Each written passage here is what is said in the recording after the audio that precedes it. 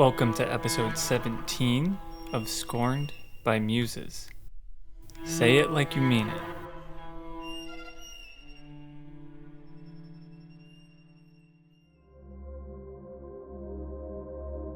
A few weeks ago, a friend of mine convinced me to go to an opening at a small apartment gallery in Bushwick called Triste. I always find it impossible to have a meaningful encounter with the art at an opening, but I was somewhat intrigued by what I saw and by what my friend had told me about the artist. So I decided to go back and have another look.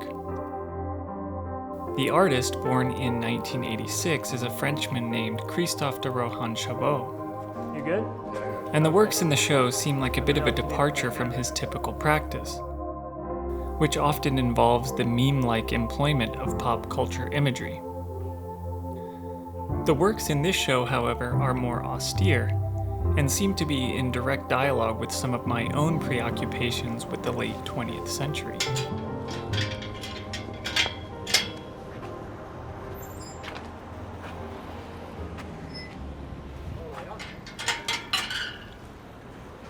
This is it. Hey, how's it going? Good, how are you? Good.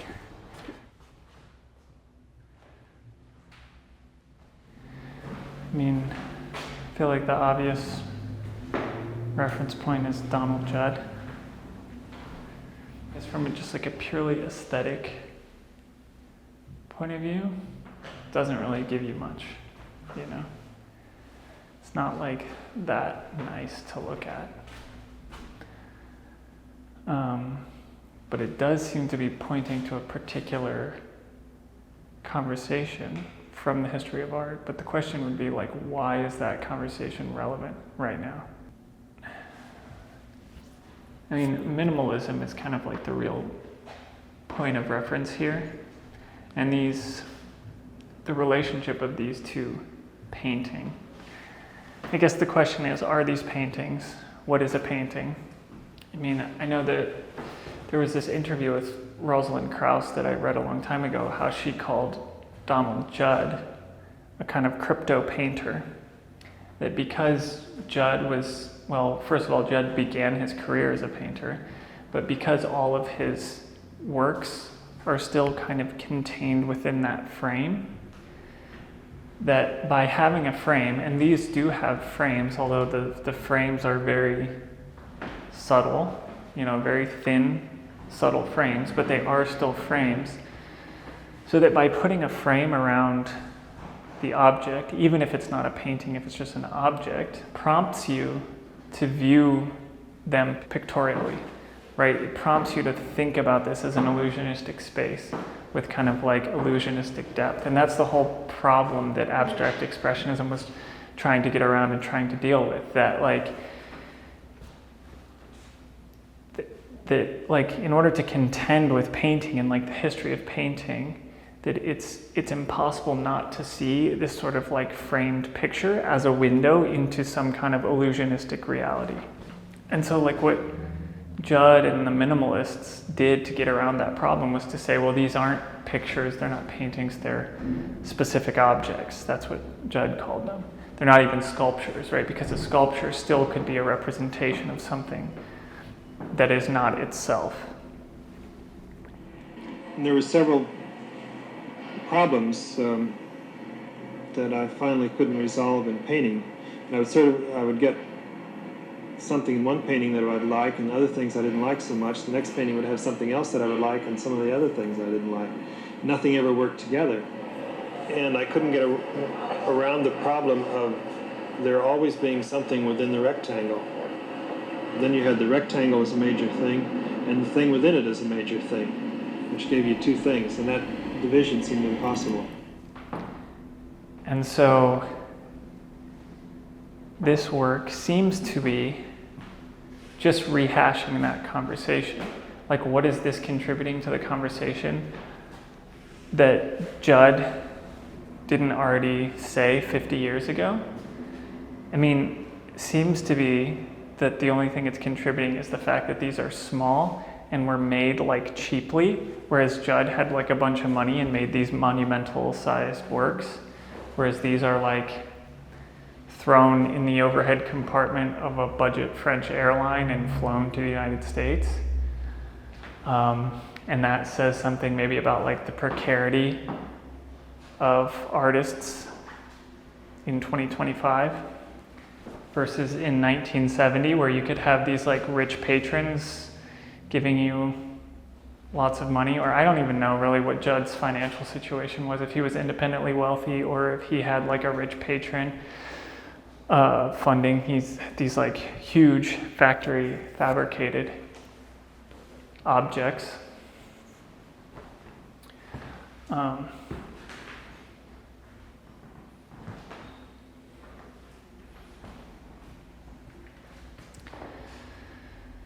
So yeah, I would say that these works aren't really, to me, aesthetically interesting. They're only maybe conceptually interesting, but the conceptual interest that they have is already like 50 years out of date, but it's just like pretty boring.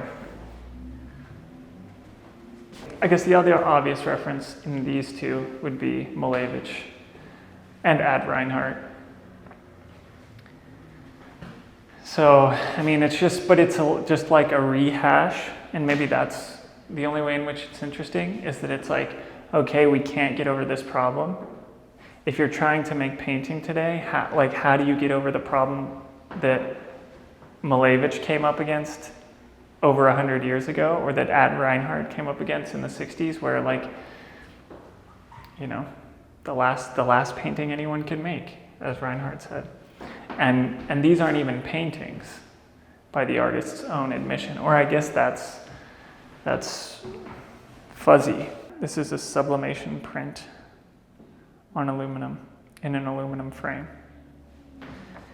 And I guess the checklist does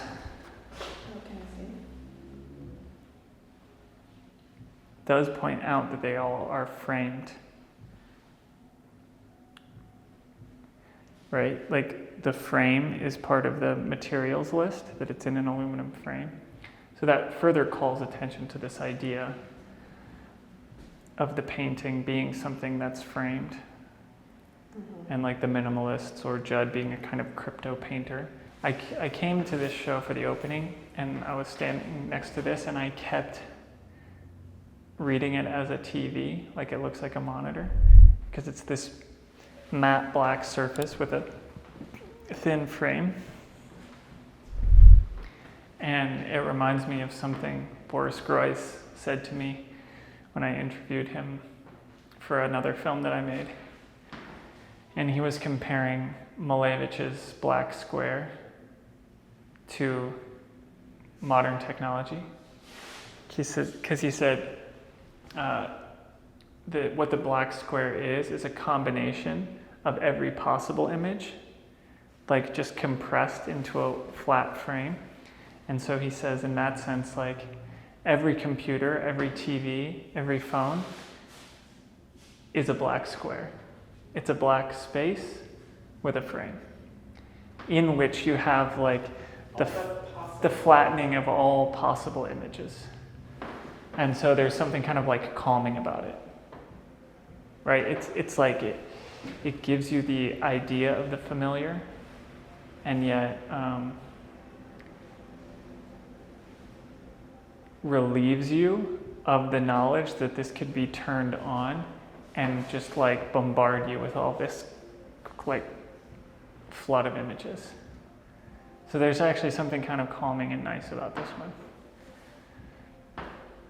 Although, I mean, it's kind of a sinister, there's like something, not sinister, but like a melancholy and like, yeah, I would guess maybe slightly sinister calm. That it's like the calm of like a graveyard, you know, the calm of a tomb. But there is like a bit of dread hanging over it.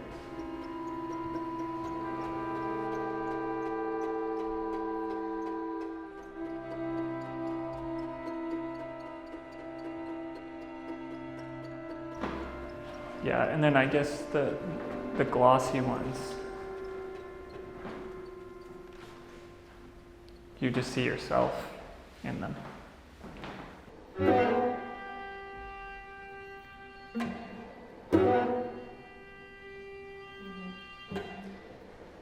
Because it's two black squares, one that just reflects yourself back to you, and the other which is like a total denial of any kind of possibility of an image.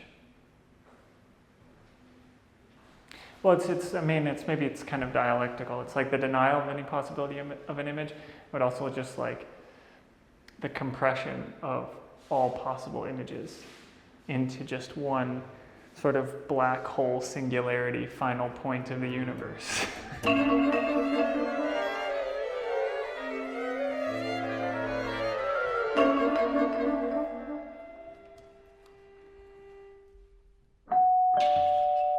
Oh no, it's not. It's Amazon. This is the other one.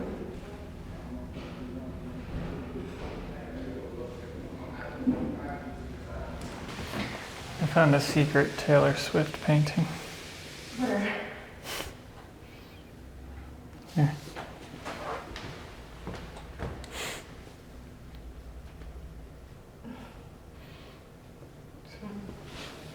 Scorned by Muses. Scorned by Muses. Yeah. The YouTube channel is called the Yearbook Committee. Okay, cool. So yeah. Scorned by Muses, the Yearbook Committee. Yeah. I'm gonna write that down. Yeah. I thought he knew us. I guess he didn't. Okay. Now I have to get on the bus. The stuff we just saw in this show is atypical of the kind of work that seems to be in vogue among these small apartment galleries and artist-run spaces, which more often tend to show work in line with the post-apocalyptic sincerity, which I talked about in episode 13. We're going to head now to a couple of other shows so you can see what I mean. Oh, here it is. Now would also be a great time for you to support us on Patreon. We really, really need your support to be able to continue making these videos. So if you enjoy these videos and you want to see more of them, please help us out.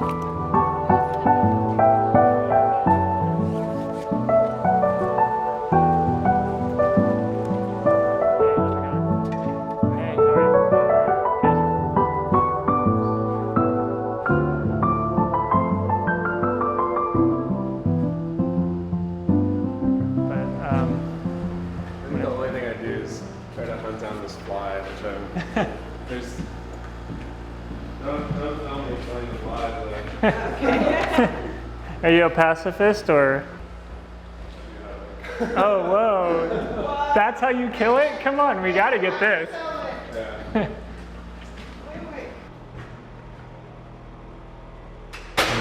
Man the Hunter. Oh shit, nailed it. Well, that one's still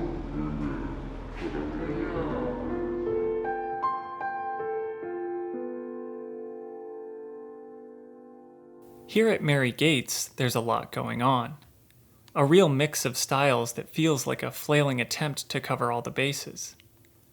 Caught somewhere between a first Trump term emphasis on identity politics and a post-COVID embrace of fantastical figuration, topped off with an Obama-era use of an esoteric press release that highlights a classic philosophical dilemma. In this case, Plato's allegory of the cave. We have some fantasy art by a naive artist whose work is being shown in a gallery here for the first time. He typically works as a tattoo artist.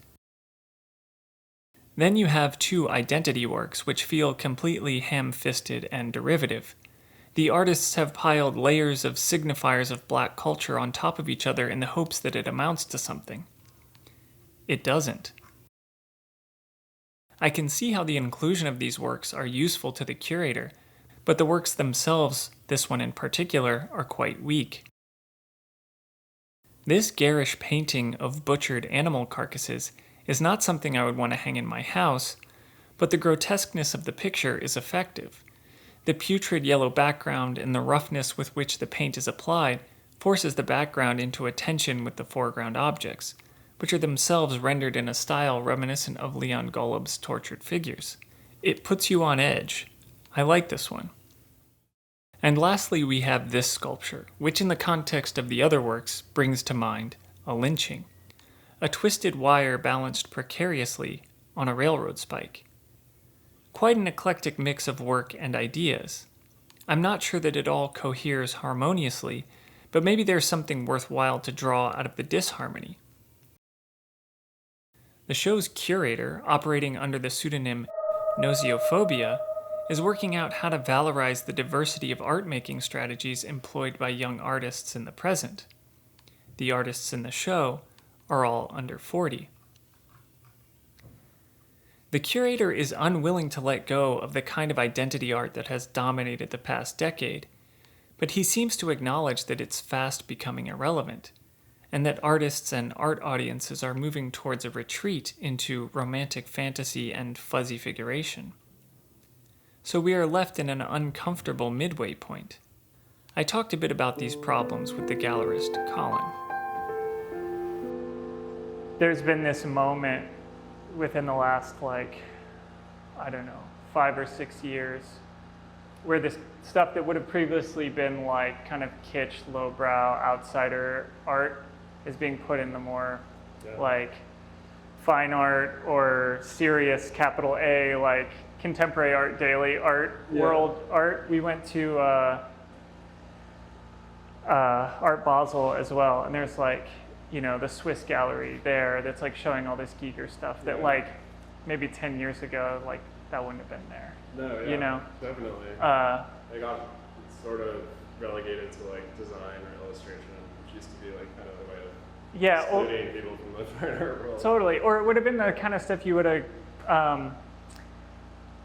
it would have been next to the Mr. Monopoly stuff or whatever. I remember being really frustrated by that 10 years ago when I was first starting to make work, and there was this sort of pervasive kind of way of dismissing a whole category of art. You're like, oh no, that's illustrative or that's designy or something, and then seeing it really have a huge comeback, especially with figurative, especially identity politic driven figurative painting, and then people being actually we love this kind of stuff. I guess I don't know. Yeah. It's strange. Feels a little strange to me the fantasy stuff in the context of these. I guess maybe knowing that he's a tattoo artist. I don't know. These look like this could have come out of a Bosch painting almost or something. Yeah, definitely. Very, very horrific. But there's also, just in the context of I don't know, this prison, carceral state thing, these kind of look like these naive drawings that you kind of see inmates make. Inmate drawings. Yeah. I think that's where some of that the sincerity falls apart for me, because it's the craft is not there at all. If this is a therapy painting that you painted for yourself, then why are you presenting it to me? Yeah. If you're presenting it to me, that there's a layer of irony there where you're saying I'm making a conceptual statement by presenting this shitty painting to you in this context, and then it kind of falls flat for me, where I'm I just want to look. If I'm going to be sincere about it, I think this looks like shit. Yeah, exactly. Make a good painting then, which is I think what the Kai Christensen Knowles show. Kai can paint, and the paintings there is a certain level of craft, but it's also he just tried to make so many paintings for that show that a lot of the paintings. This is I don't know. This is speculation. But that a lot of the paintings feel unfinished. Yeah. He could have really gone all in. To be clear, I don't think that Kai presented his paintings unfinished simply because he was too lazy to finish them. It's clearly a specific aesthetic choice. The question is, why would an artist make that choice? Maybe 8 years ago or so, people were talking a lot about the post-studio practice, where you don't have time or money or space to make anything. So things the subject matter and materials shift towards stuff that's ready-made, easier easier to access and stuff. And so Yeah. like sometimes the like unfinished painting thing or like the shitty painting is some sort of like commentary, like I don't have any time. Yeah. Maybe that could be said a couple times, but I'm like, I don't know. At some point, it's like, then why am I looking at it? Because I don't have time. Yeah, well, it becomes a style too, Yeah. rather than like because people, even if you have time, you're not going to spend your time finishing your painting Yeah. because the style has already been codified, so you can get away with not finishing your painting. Yeah. Absolutely. I don't know. Finish your paintings, kids. It's really hard. It's hard. It's really hard to tell people that the art is bad or the art sucks when it's like their thing and just say it right to their face. Because like, I don't know, I really wanted to talk about how I thought those Carol Walker rip-off things were just really derivative and bad and easy. You know, like that, those things were terrible. But I couldn't say that to that guy's face, you know?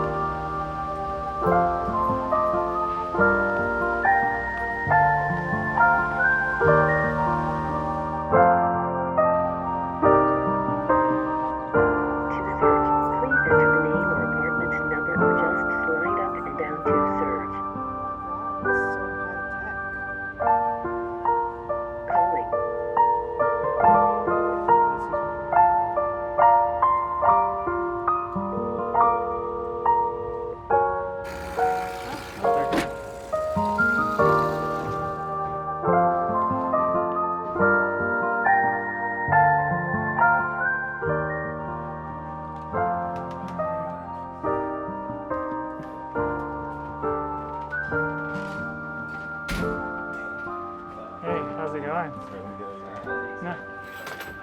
All good. We can leave if you don't. Yeah. What were you cooking up today? Oh, Dave Hickey. There's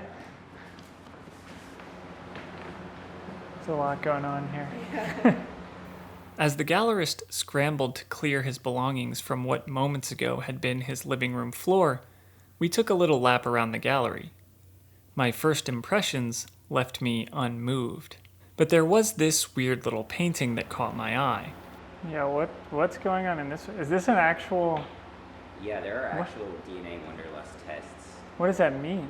It's basically a test to see if your DNA is like you have. Like, If you're predisposed to wanderlust?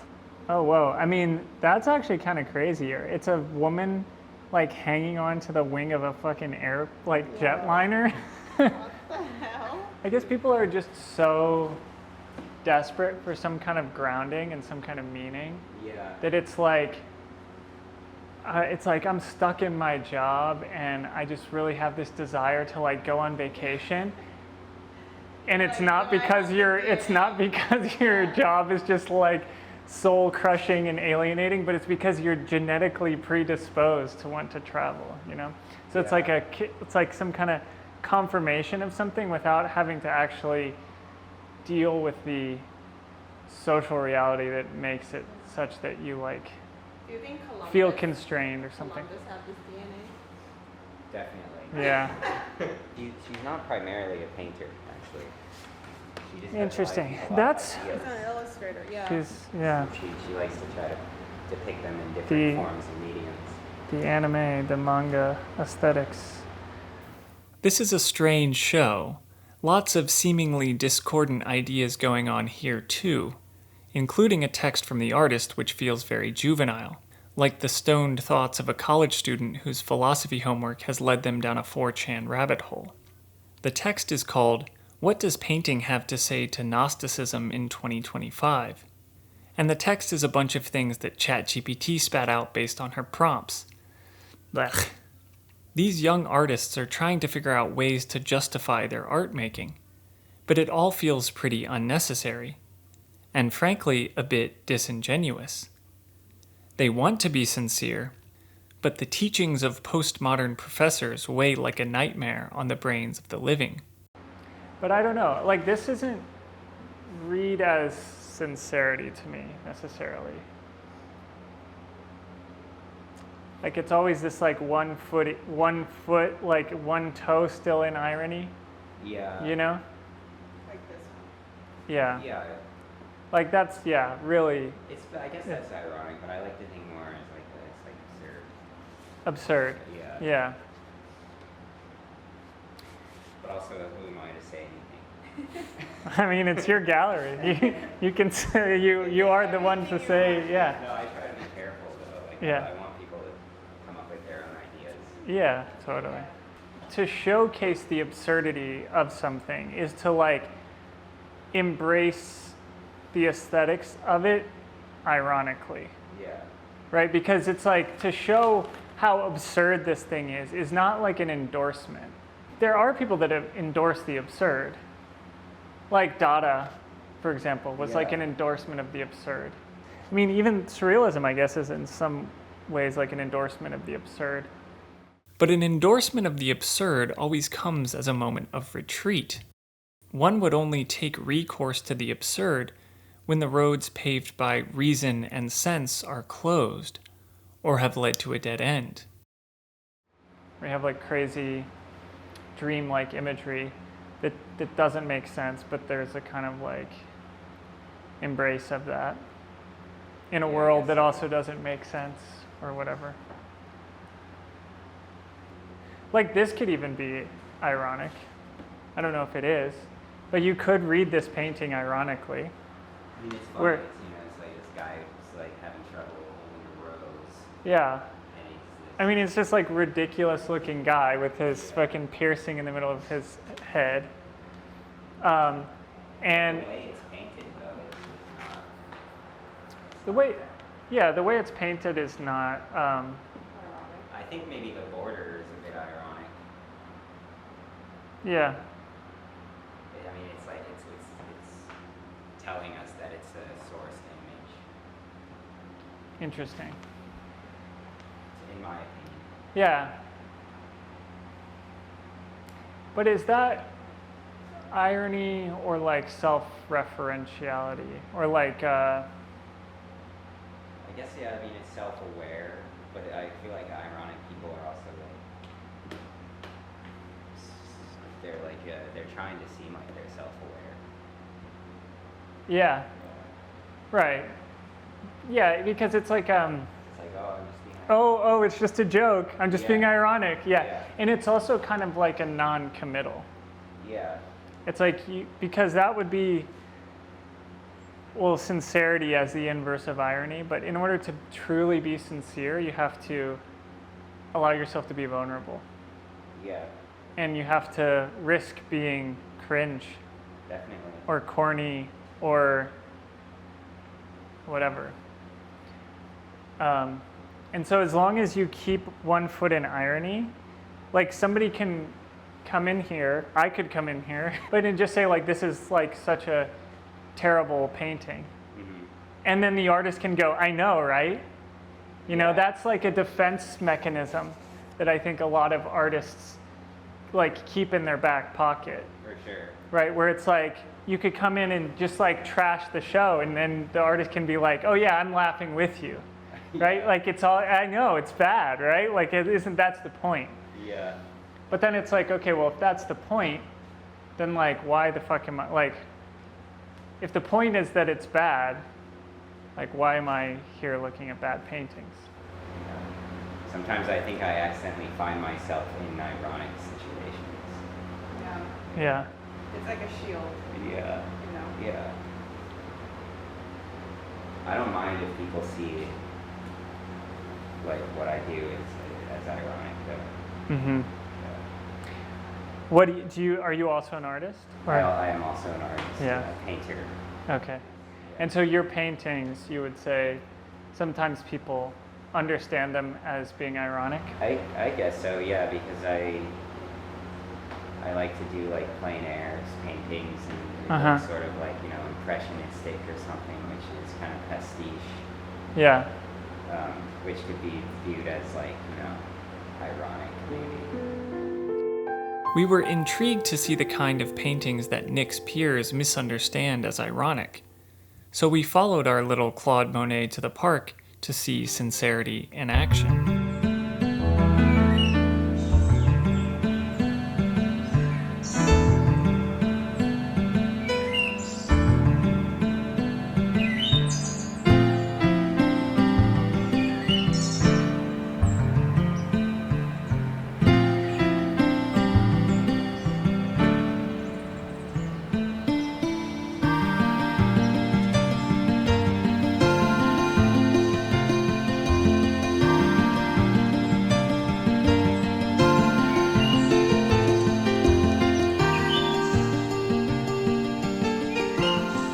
I mean, it's all about like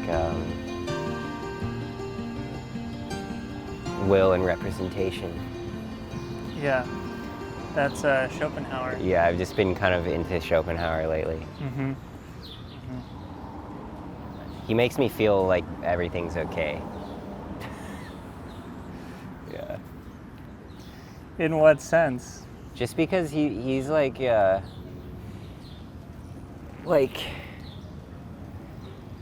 when he talks about like happiness, how it's only like you can only find it within yourself, and there's this kind of like nihilistic quote by him. Maybe I'm paraphrasing it, but he's like say it's like almost impossible to find true happiness, but it's easy, or it's like easier to find. It's easier to avoid pain than to like find happiness. I don't know. I just think it's cool. He's cool. So this is your way of avoiding pain? This basically, yeah, because I also don't really care like how people perceive it either. Like I just like to do simple activities. I also consider myself an artist and like to climb the ranks, and I would like to climb the ranks in that. Usually when I feel like it looks good, I think I'm done. Mm-hmm. You feel like it looks good? I think it does, yeah.